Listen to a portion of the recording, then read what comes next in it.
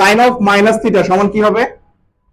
Minus sine theta, minus sine 7 pi plus pi by 4। 4 সাথে 28 আর একে কত? 29, 29 পাই বাই 4।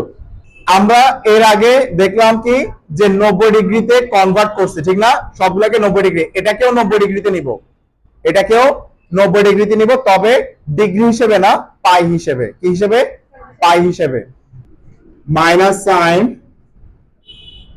14 ইন্টু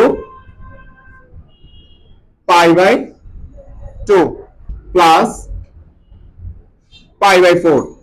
তাহলে দেখো পাই বাই 2 মানে কত? 90 ডিগ্রি না? তাহলে 90 ডিগ্রি কয়বার যাব? 14 বার। কয়বার?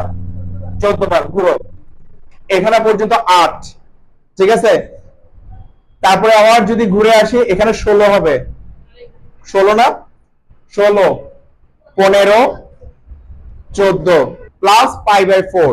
আমার এই ঘরে আসি পড়তেছে, তাহলে একটু সামনের দিকে যদি আগাই তাহলে কোন ঘরে আসতেছে? tan থিটা cot থিটার ঘরে। tan থিটা cot থিটার ঘরে সাইন কি? নেগেটিভ। ওকে, আগে মাইনাস ছিল, ব্র্যাকেট দিয়ে এখানে মাইনাস লিখলাম, যেহেতু tan থিটা cot থিটার ঘরে সাইন কি? নেগেটিভ। এরপরে আসো, পাই বাই 2 এর মান কি? জোড় না বেজোড়? পাই বাই 2 এর মান কি? জোড়।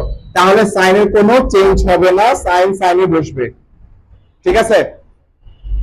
এখানে কত ডিগ্রি আছে? পাই বাই 4 আছে, পাই বাই 4 লিখবো।